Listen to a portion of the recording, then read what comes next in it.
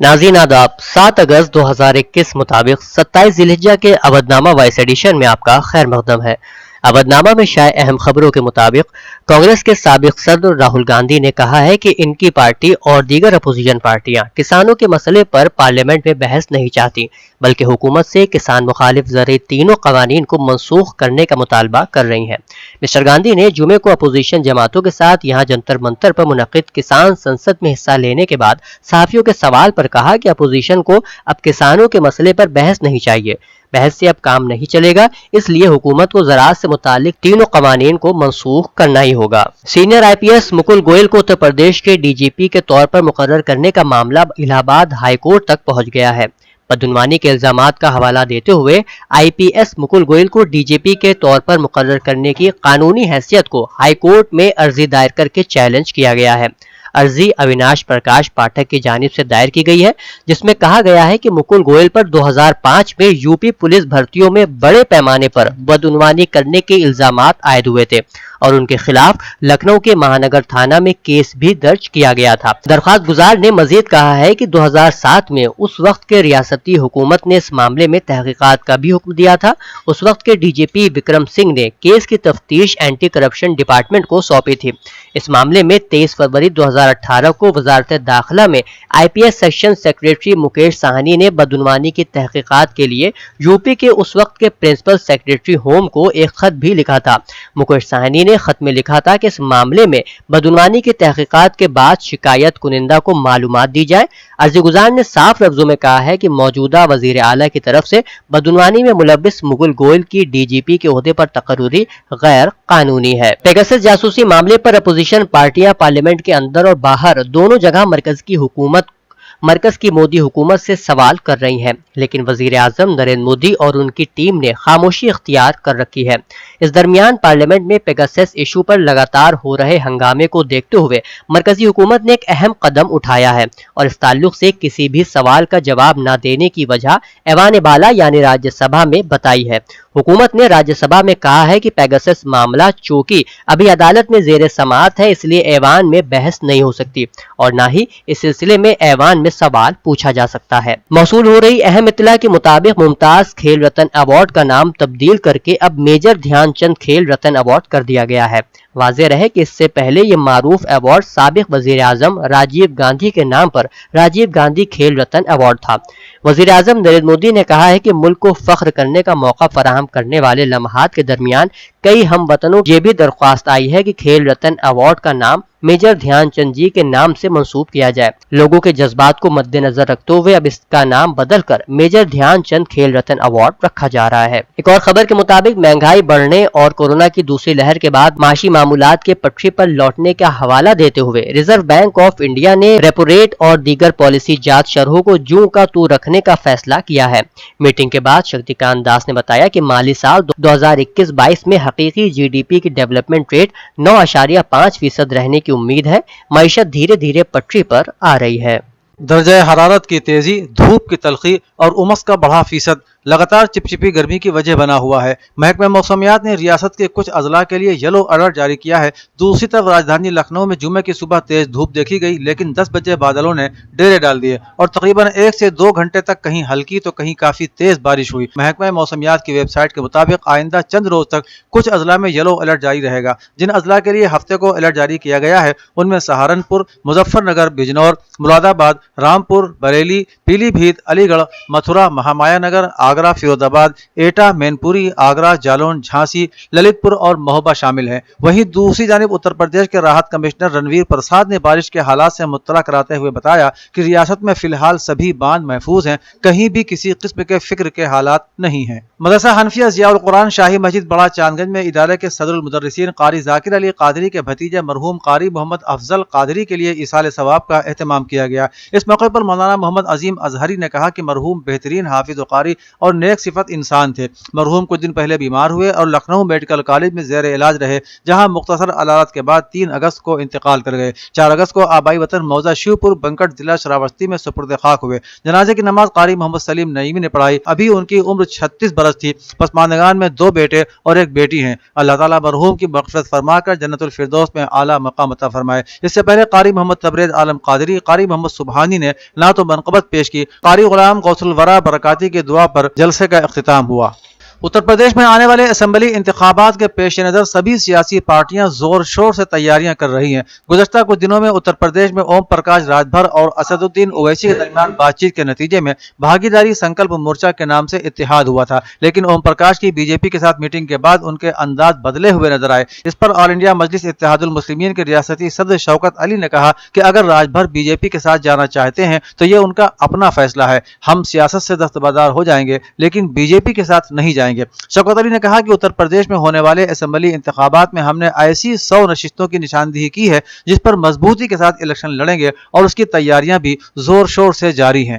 B S P سربراہ مایاوتی نے Twitter کے ذریعے مطالبہ کیا ہے کہ ملک میں او بی سی سماج کی الگ سے مردم شماری کرائی جائے۔ انہوں نے کہا کہ بی ایس پی شروع سے ہی یہ مطالبہ کرتی رہی ہے اور اگر مرکزی حکومت اس معاملے میں کوئی مثبت قدم اٹھاتی ہے تو بی ایس پی پارلیمنٹ کے باہر بھی اس کی حمایت ضرور کرے گی۔ سماجک چیتنا فاؤنڈیشن منڈل دیوس 7 اگست کو ذات پر مبنی مردم شماری کرانے کے لیے وزیر اعظم نریندر مودی کے نام ایک میمورنڈم ریاست کے تمام ڈویژنل، ڈسٹرکٹ اور تحصیل ہیڈ کوارٹر کو سونپے گا۔ فاؤنڈیشن کے بانی اور chief trustee retired justice Virender Singh اور سیکرٹری مہندر کمار نے بتایا کہ 2021 کی عام مردم شماری میں او بی سی کی گنتی حاصل کرنے کے لیے ہر جگہ صبح 11 بجے میمورنڈم پیش کیا جائے گا۔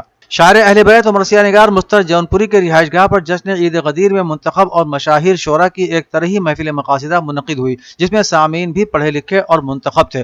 سامع میں ڈائریکٹر انفارمیشن ڈاکٹر ضمانت حسین اور اسی ڈپارٹمنٹ کے دوسرے ڈائریکٹر ڈاکٹر محمد عباس قابل ذکر ہیں۔ ان کے علاوہ تقریباً سامعین میں اردو زبان کے سبھی مشہور نام ہیں۔ اس محفل کے کنوینر شاعر اہل بیت مستر جون پوری تھے اور نظامت کے فرائض منیر عالم منیر لکھنوی نے انجام دیے۔ محفل میں طرحی مصرع تھا، بقائے دین کا اعلان بھی غدیر میں ہے۔ محفل کا آغاز قاری ریاض علی نے تلاوت حدیث قصہ سے کیا اور 2 اطفال نے غیر طرحی کلام پیش کیا۔ مشاہیر شعراء کرام کے اسم گرامی تھے علامہ تجسس اعجازی، خادم شبیر نصیر آبادی، مستر جون پوری، ڈاکٹر شہدہ اعظمی، ڈاکٹر محمود محمد آبادی، وسیع جون پوری، منیر عالم منیر لکھنوی، اسیم لکھنوی، مولانا در الحسن، عابد نظر، عابد جون پوری، جواز سلمہ اور عباس حیدر سلمہ۔ اودھنامہ میں شائع ضلع کی خبروں میں آپ پارٹی کی جانب سے ایک پروگرام یوپی جوڑو کے عنوان سے کیا گیا، جس میں کئی درجن لوگوں نے پارٹی کی رکنیت حاصل کی۔ اس موقع پر مہمان خصوصی حاجی شکیل ملک نے کہا کہ اتر پردیش میں ترقی کے نام پر کچھ بھی نہیں ہوا ہے۔ سرکاری خزانے کا استعمال یہاں کی حکومت نے اپنے ذاتی مفادات کے لیے کیا ہے، جس سے ترقی کے دروازے بند ہو گئے ہیں۔ اس لیے آپ پارٹی اب یوپی میں آئندہ الیکشن میں پورے جوش و خروش سے میدان میں آ چکی ہے۔ ہمارے رہنما اروند کیجریوال ترقی میں یقین رکھتے ہیں۔ دہلی میں پارٹی کی پھر سے واپسی اس بات کا ثبوت ہے کہ عوام نے ہمارے کاموں کو پسند کیا ہے۔ اب یوپی کی باری ہے، یہاں بجلی، پانی اور تعلیم کے سسٹم کو ٹھیک کیا جائے گا۔ رامپور کے ایک عظیم صوفی بزرگ حضرت حافظ شاہ جماد اللہ کی درگاہ کے سجادہ نشین شاہ فرحت احمد جمالی، سابق صدر آل انڈیا اتحاد ملت، 4 اگست شام 6 بجے اپنے مالک حقیقی سے جا ملے۔ مفتی ساجد قاسمی اپنی تعزیت کا اظہار کرتے ہوئے کہتے ہیں کہ فرحت احمد جمالی رامپور کی انتظامیہ اور پولیس کی ظلم و زیادتی اور سازش کا شکار ہو گئے، جس میں علماء رامپور کی انتہائی کم ہمتی اور خوف کی کیفیت نیز اپنے مفادات کے تحفظ کی فکر کا بھی بڑا دخل رہا ہے۔ فرحت جمالی کے خلاف پولیس انتظامیہ کی طرف سے فرضی کارروائیاں کی گئیں۔ مرحوم نے 1 ماہ سے زیادہ کی مدت جیل میں گزاری، بعد میں غنڈہ ایکٹ لگانے کا نوٹس بھی جاری کر دیا گیا۔ مفتی ساجد قاسمی نے کہا کہ بے شک موت کا ایک وقت مقرر ہے، لیکن اس دنیا یعنی عالم اسباب میں موت کے لیے بھی وجوہات اور اسباب پر ہی بات ہوتی ہے۔ بریلی میں مسلم خواتین تنظیم نے اتر پردیش حکومت کے آبادی کنٹرول قانون کے تیار کردہ خاکے کی حمایت کرنے کا اعلان کیا ہے۔ AH ہیلپنگ سوسائٹی کی سربراہ ندا خان نے اتر پردیش کے وزیر اعلیٰ یوگی آدتیہ ناتھ کو خط لکھ کر حکومت کے اقدامات کی تعریف کی ہے، جبکہ مسلم دانشوروں نے اس فیصلے کو نظام قدرت میں مداخلت قرار دیا ہے۔ وزیر اعلیٰ یوگی آدتیہ ناتھ نے عالمی یوم آبادی کے موقع پر یوپی آبادی پالیسی 2021-2030 کا اجرا کیا تھا۔ اس موقع پر وزیر اعلیٰ نے کہا تھا کہ سماج کے متعدد طبقات کا خیال رکھتے ہوئے حکومت اتر پردیش آبادی پالیسی نافذ کرنے جا رہی ہے۔ اس پالیسی کا تعلق صرف آبادی کے توازن کو قائم کرنا ہی نہیں، بلکہ ہر ایک شہری کی زندگی کو خوشحال بنانے کے مقصد سے اسے نافذ کرنے کی تیاری کی جا رہی ہے۔ حکومت کے اس فیصلے کے بعد بریلی میں AH ہیلپنگ سوسائٹی کی سربراہ نے آبادی کنٹرول قانون کو سماج اور خاص طور پر خواتین کے حق میں بہتر قدم بتایا ہے۔ AMU के जवाहरलाल नेहरू मेडिकल कॉलेज में डॉक्टरों और AMU तलबा के माबैन लड़ाई का CCTV कैमरे का वीडियो वायरल हो रहा है। Jawaharlal Nehru medical college trauma centre के CCTV कैमरे में रिकॉर्ड हुए वीडियो में AMU के डॉक्टर्स और तलबा बाहम दस्तगरीबा नजर आ रहे हैं। वायरल वीडियो में साफ देखा जा रहा है कि तलबा और डॉक्टरों के दरमियान लड़ाई हो रही है, जिसमें डॉक्टर भी तलबा को मार रहे हैं। काबिल जिक्र है कि AMU अपनी तहजीब और सखावत के लिए पूरी दुनिया में जाना जाता है। संभल के मदरसा मदीनतुल उलूम अंजुमन मुआविनुल इस्लाम में एक ताज़ियती जलसा मुनक़िद हुआ, जिसकी सदारत मौलाना इमरान ज़ाकिर कासिमी ने की, जबकि निज़ामत के फ़राइज़ मौलाना शमशाद नदवी ने अंजाम दिए।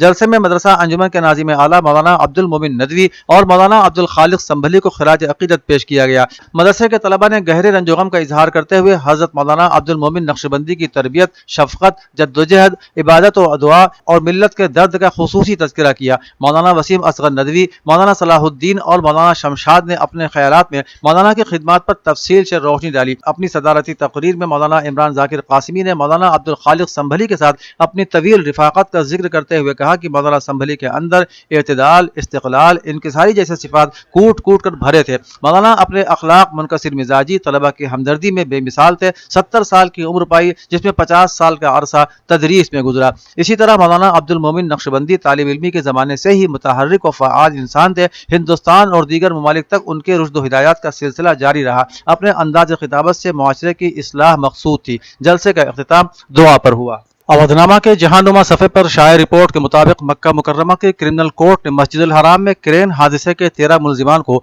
बरी करने का फैसला जारी कर दिया, जिनमें सऊदी बिन लादेन ग्रुप भी शामिल है। अदालत ने कहा कि मुद्दा अलैह मुजरिमाना तौर पर इस वाक़ये के जिम्मेदार नहीं है, जिसमें 11 सितंबर 2015 को ग्रैंड मस्जिद तवसीह मंसूबे में शामिल एक क्रेन गिरने से 108 अफराद अपनी जान से हाथ धो बैठे और 238 जख्मी हुए थे। अपने फैसले में अदालत ने रेफरेंस दिया कि क्रेन एक महफूज पोजीशन में रखी थी, लेकिन शदीद तूफान और पुरतशद्दुद हवाओं की वजह से गिर गई।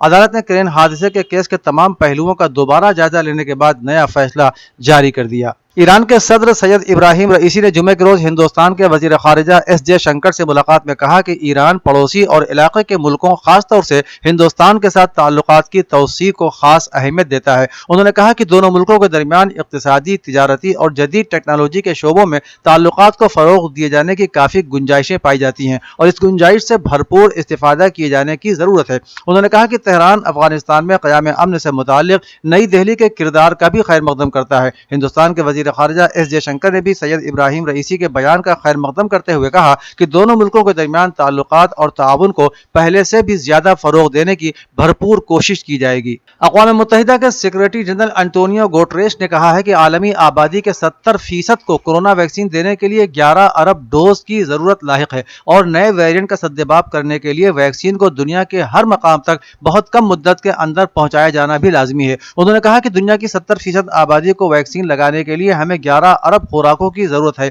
जो कि आम वबा के वजूद का किला कमा करने के लिए एक अहम दहलीज की हैसियत रखती है। सेक्रेटरी जनरल ने वैक्सीन की मसावी तकसीम के लिए पैदावारी इस्तेदाद को दोगुने तक बढ़ाने की जरूरत पर तवज्जो मबजूल कराते हुए जोर दिया कि इस चीज पर अमल दरामद के लिए एक इमरजेंसी टास्क फोर्स की तश्कील की जरूरत दरपेश है। पाकिस्तानी सुप्रीम कोर्ट ने रहीम यार खान में मंदिर पर हमले में मुलविस अफराद की फौरी गिरफ्तारी के अलावा शरपसंदी पर उकसाने वालों के खिलाफ कार्रवाई का हुक्म दे दिया है। साथ ही अदालत ने यह भी हिदायत की है कि मंदिर की बहाली पर आने वाले अखराजात की रकम हर सूरत में मुलजिमान से वसूल की जाए। चीफ जस्टिस गुलजार अहमद की सरबराही में अदालत उज़्मा के 2 रुकनी बेंच ने रहीम यार खान में मंदिर पर होने वाले हमले के वाक़े पर लिए गए अज़खुद नोटिस पर समाअत की। चीफ जस्टिस ने IG पंजाब और चीफ सेक्रेटरी की सरजनिश करते हुए कहा कि जिस वक्त मंदिर पर हमला हुआ तो इंतजामिया और पुलिस क्या कर रही थी।